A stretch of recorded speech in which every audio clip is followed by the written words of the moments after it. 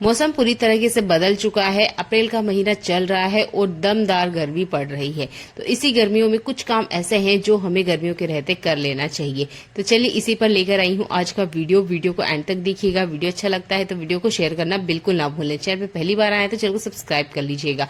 पहला useful tip बहुत ज्यादा काम के आने वाला है, हर किसी को इसकी जरूरत होती है। ये है हमारा तकिया। हम जैसे ही सोने जाते हैं या हमें थोड़ा सा आराम फरमाना होता है, हम तकिए का यूज करते हैं।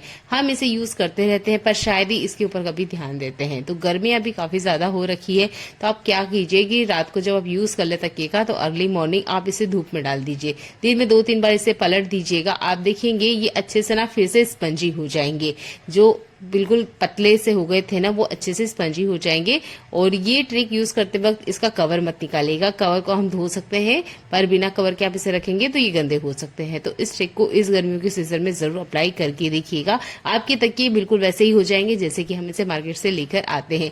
लॉन्ग टाइम तक हम इसे यूज करते हैं तो इसका जो स्पंज है वो काफी हद तक दब जाता है और ये फूला फूला भी नहीं रहता है। बैक्टीरिया फ्री भी आराम से हो जाएगा। देख लेते हैं अगले यूजफुल हैक।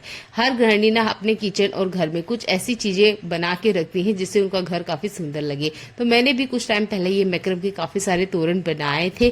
अच्छा, इसे धोने से पहले सबसे पहले आप क्या कीजिए कि नॉर्मल पानी में वॉश कर लीजिए। आपके पास कुछ और चीजें भी हो सकती है जिन्हें हम पानी से वॉश कर सकते हैं। तो गर्मियों के सीजन में ना इनकी अच्छे से क्लीनिंग आप कर सकते हैं। वैसे तो मैं हर महीने ही क्लीनिंग करती हूँ, पर गर्मियों के सीजन में भी अगर आप इसे क्लीन करते हैं तो कुछ सावधानी हमें जरूर रखनी चाहिए। इसके जो कलर होते हैं ये बहुत ज्यादा डार्क होते हैं। अगर आप इसे डार्क धूप में रखेंगे तो ये ना खराब हो जाते हैं। एक बार ये गलतियां मेरे साथ हो चुकी है, तो आप इस तरह की गलती बिल्कुल ना दोहराएं।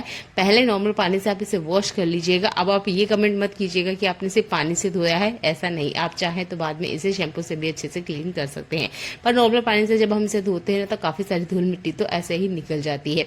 शैम्पू से इसलिए इसे धोना है ताकि इसका जो शाइन है ना वो बरकरार रहे, क्योंकि ये जो मैक्रम का सामान होता है या इस तरीके से लाइलॉन के धागे से जो भी चीजें हम बनाते हैं ना, इसकी शाइन ना टाइम के साथ खत्म हो जाती है। पर शैम्पू में आप धोते हैं तो शाइन वापस से बढ़िया से आ जाती है।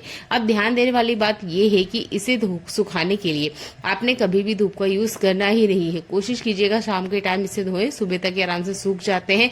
अभी मैंने इसे धोया है पर ये शाम का टाइम है, सुबह तक अच्छे से बढ़िया सूख जाएंगे। तो आपने इसे डायरेक्ट धूप में नहीं डालना है, नहीं तो इनका जो कलर है वो चला जाएगा और उसके बाद में ये इतने सुंदर नहीं लगते हैं। यहाँ पर एक मैं दिखा रही हूँ आपको, इसका कलर ना डाउन हो चुका है। ये जो पिंक कलर का है ना, देख सकते हैं इसका कलर डाउन हो चुका है। तो इस तरीके का आपके साथ ना हो, इसलिए कोशिश कीजिएगा शाम के टाइम ही आप इसे धोएं। अगला यूजफुल हैक मेरा डोरमेट से जुड़ा हुआ है या इस तरह की ग्रीन कारपेट से जुड़ा हुआ है। ये आज के टाइम पे आपको हर घर में मिल जाएगा। जैसे हम इसको यूज करते रहते हैं तो इसके अंदर ना काफी सारी गंदगी इकट्ठा हो जाती है। ज्यादातर जो रुए वगैरह होते हैं ना, उसे निकालने में दिक्कत होती है। झटकने में से इसकी रेत वगैरह तो निकल जाती है पर जो रुए होते हैं वो नहीं निकलते हैं। इसके लिए हम ब्रश का यूज तो कर नहीं सकते, तो आप ना एक पुराना कॉन्ग ले लीजिएगा और इस कॉन्ग को इसके ऊपर घुमाएंगे ना, तो आप देखेंगे इसके ऊपर जितने भी रुए लगे हुए हैं ना, वो बहुत आसानी से कॉन्ग की मदद से बाहर आ जाएंगे। मैंने थोड़े बड़े दांत वाला लिया है, आप छोटा वाला भी ले सकते हैं। बड़े वाले में भी बहुत आसानी से सारे का सारा जो कचरा है ना वो बाहर निकल के आ जाता है, क्योंकि बार बार आप इसे वॉश करेंगे तो इसके जो धागे हैं वो भी बार बार बाहर निकल के आएंगे। तो कोशिश कीजिएगा आप महीने में 2 ही बार इसे क्लीन करें पानी से, और बाकी जब आप इसको क्लीन करना हो तो कंघी का इस्तेमाल कीजिएगा। इसके ऊपर जितना भी डस्ट लगा हुआ है या जो भी रुए जैसा लगा हुआ है वो सारा का सारा ना बाहर आ जाएगा। उम्मीद करती हूँ ये वाला हैक आपको पसंद आया होगा। कोशिश कीजिएगा गर्मियों के सीजन इसे भी आपने डायरेक्ट धूप नहीं दिखाना है, नहीं तो इसका कलर फेड हो जाएगा और ये जो रुए है ना बहुत आसानी से, मतलब कि जैसे ही आप धूप में डालेंगे ना, एक ही दिन में सारे के सारे खराब हो जाते हैं। तो आपने इसे धूप में नहीं, छाव में सुखाना है। 10-15 मिनट में ही इतनी गर्मी हो रखी है कि आराम से ये सूख जाएगा। और देखिए कॉन्ग को किसी तरह का कोई नुकसान नहीं होता। अच्छे से आपका जो ग्रीन कारपेट है अच्छे से बढ़िया से क्लीन हो जाता है। आपके घर में भी इस तरह का अगर खाट है तो इस गर्मियों के सीजन में आप इसे अच्छे से क्लीन कर ले। अभी बीच में ना 2 बार बारिश हो चुका है अप्रैल के महीने में, और ये बाहर ही रखा हुआ था जिसकी वजह से ये गंदा भी हो चुका था। तो मुझे इसे क्लीन करना ही था, इसमें से बैड स्मेल आ रही थी। अगर गंदा नहीं है तो भी, और साल में 1 बार तो इसे अच्छे से क्लीन करना ही चाहिए। तो मैंने यहाँ पे लिया है सर्फ डायरेक्ट मत डालिएगा, पहले मग्गे में डाल लीजिएगा, थोड़ा पानी ऐड कीजिएगा। अच्छे से घोल बनाने के बाद में आपने खाट को क्लीन करना है। अगर आप भी खाट क्लीन करते हैं तो कमेंट करके जरूर बताइएगा, क्योंकि हम इसे डेली लाइफ में यूज करते हैं। बहुत ज्यादा इसमें डस्ट धूल लगी होती है, तो हम ज्यादातर क्या करते हैं, डंडे वगैरह से या किसी कपड़े वगैरह से इसे झटक लेते हैं। पर साल में 2 बार आप इस ट्रिक को जरूर अपनाइएगा कि आपने पानी से अच्छे से क्लीन करना है और आपने इसे तभी साफ करना है जब अच्छे से कड़क धूप आ रखी हो। ठीक है, ज्यादा देर ये गीला रहेगा तो इसमें सड़न लगने के चांसेस होते हैं क्योंकि ये लोहे के बने होते हैं। तो अभी के टाइम में ना काफी ज्यादा गर्मी हो रखी है, तो मैंने इसे क्लीन किया है और उसके अंदर की जितनी भी बैड स्मेल है वो भी रिमूव हो चुकी है। गीला करने के बाद मैंने जो सर्फ का लिक्विड बना के रेडी किया है इसको मैं इसके ऊपर फैला दूंगी और इसे साफ करने के लिए आप कपड़े धोने वाला जो ब्रश है उसका यूज कर सकते हैं। मैंने इसे करके देखा, अच्छे से बढ़िया क्लीन हो गया है। अगर आपको लगता है कि इसमें से फिर भी बैड स्मेल आती है तो आप यहाँ शैम्पू को भी एक मग्गे में घोल सकते हैं, जितना कि एक बार में हम शैम्पू लगाते हैं, और उसके बाद में इसके ऊपर आप अच्छे से अप्लाई करके ब्रश से घुमा दीजिएगा। खुशबू भी अच्छे से बढ़िया आ जाएगी, बैड स्मेल भी खत्म हो जाएगी और जितनी भी धूल मिट्टी लगी हुई ना वो भी बढ़िया से साफ हो जाएगी। बस ध्यान आपने ये रखना है कि जब कड़क से धूप आ रखी हो ना तभी आपने इसे सफाई करनी है। जब धूप ना हो या छांव हो उस टाइम तो गलती से मत कीजिएगा, नहीं तो ये सड़ जाएगा और फिर आप मुझे कमेंट करोगे कि ये तो एक अच्छा तरीका नहीं है। जब भी मैं इसे क्लीन करती हूँ कोशिश करती हूँ कि धूप अच्छे से बढ़िया आए और लगभग 1 घंटा भी टाइम नहीं लगता है और जो बेल्ट वगैरह है ना अच्छे से बढ़िया से सूख जाते हैं। बढ़िया से अच्छे से आप इसे क्लीन कर सकते हैं। और आपने देखा होगा घर में छोटे बच्चे हैं ना तो सुसु वगैरह कर देते हैं। मेरा बच्चा मात्र 3 साल का है, काफी बार वो इस तरीके से कर देता है इसके ऊपर सुसु, क्योंकि काफी टाइम हम इसका यूज करते हैं। तब तो आपने इसे जरूर क्लीन करना चाहिए, घर में छोटा बच्चा है तब। अगला यूजफुल हैक मेरा छलनी से जुड़ा हुआ है। ये जो इस तरह की छलनियां होती है ना हम इसमें काफी टाइम यूज लेते हैं, पर बहुत बार ना ये स्टेबल नहीं होती, यानी ये रुकती नहीं है। जैसे ही हम इसके अंदर कुछ भी डालने जाते हैं, जूस वगैरह या पानी वगैरह या कुछ भी जब हमें स्टैंड करना होता है तो ये टिकती ही नहीं है, रुकती ही नहीं है। इसकी वजह से क्या होता है, जो भी हमें स्टैंड करना होता है वो सारा का सारा वापस मिल जाता है। जैसे कि आप चाय ही छान रहे हो तो सोचिए अगर चाय पत्ती में वापस अगर चाय में मिल गई तो हमारा काम तो बिगड़ ही गया। तो ये तो एक बेकार सा तरीका हो गया।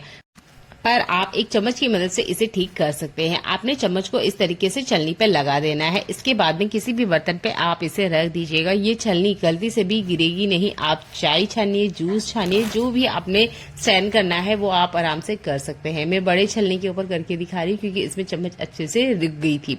और इस तरह की छोटी छलनी का यूज करते हैं हम गिलास वगैरह के लिए, तब भी आप आराम से चम्मच का यूज करते हुए जो भी आप स्टैंड कर रहे हो आसानी से हो जाएगा। और ये जो छलनी है बिल्कुल भी अपनी जगह से नहीं खिसकने वाली है। बहुत बार ये प्रॉब्लम्स होती है, बिगनर्स को तो स्पेशल होती है, तब आप ये चम्मच वाली ट्रिक को यूज कीजिएगा।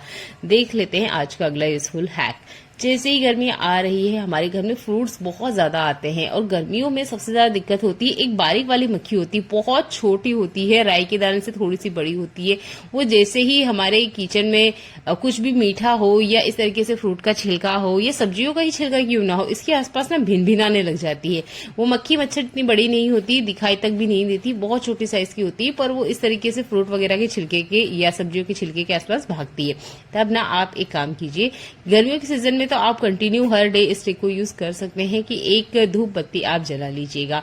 आप गीली वाली यूज करते हो या सूखी वाली, कम से कम 10 मिनट के लिए आप इसे किचन में जरूर जला के रखें। ये जो बारीक वाली मक्खी होती है ना, जो स्पेशल हमारी आंखों में चुभती है या हमारी आंखों के आसपास भागती है, क्योंकि ये इसी तरीके से खाने पीने की चीजें इससे मिलती रहती है तो किचन से बाहर बिल्कुल नहीं जाती है। पर अगर आप 10 मिनट भी पूरे किचन में धूप बत्ती को जला के रखते हैं तो आप देखेंगे कि ये जो बारीक मक्खी है आराम से भाग जाती है।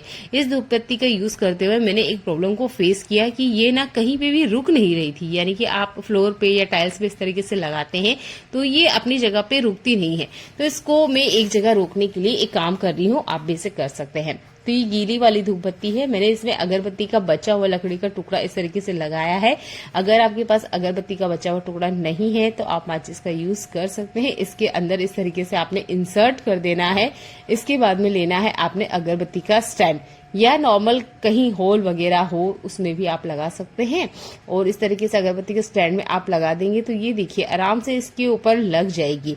और ये जो धूपबत्ती है ना, जिसको लगाने की हमें दिक्कत होती है, ये आराम से इसके ऊपर बैठेगी। अच्छा, इसे यूज करते वक्त क्या होता है कि इसमें से काफी सारी ना राख भी निकलती है, तो ये राख फैल जाती है, फिर हमारा क्लीनिंग का काम बढ़ जाता है। तो आप चाहते हैं पेपर भी रख सकते हैं या इस तरीके से किसी कटोरी वगैरह को नीचे बेस में लगा दीजिएगा। जितना भी इसका स्टाफ वगैरह होगा वो सारा का सारा इसी के अंदर आएगा। इस तरह के ब्लाउज ना हम डेली लाइफ में यूज नहीं करते हैं, जब हमें कहीं बाहर जाना होता है या पार्टी वगैरह में जाना होता है तभी हम यूज करते हैं इस तरह के हैवी ब्लाउज को।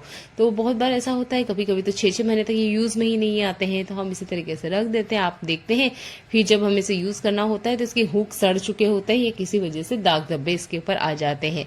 तो इससे पहले मैंने टिश्यू पेपर का भी ट्रिक आपको बताया था और न्यूज पेपर का भी बताया, पर दोनों ही ट्रिक में मैंने देखा है कि 3 से 4 महीने बाद ही जंग आना स्टार्ट हो जाता है। तो आप कोशिश कीजिएगा टिश्यू पेपर और न्यूज पेपर की बजाय आप प्लास्टिक का यूज कीजिए। आज के टाइम पे ना हर चीज आपको प्लास्टिक के अंदर मिलेगी। आप कुछ भी खरीदने जाइए आपको उसपे प्लास्टिक का कवर जरूर मिलेगा और सालों तक चीजें टिकी रहती है, बिल्कुल खराब नहीं होती है। सिमिलर इसी ट्रिक को आप यूज कर सकते हैं ब्लाउज के हुक के लिए भी।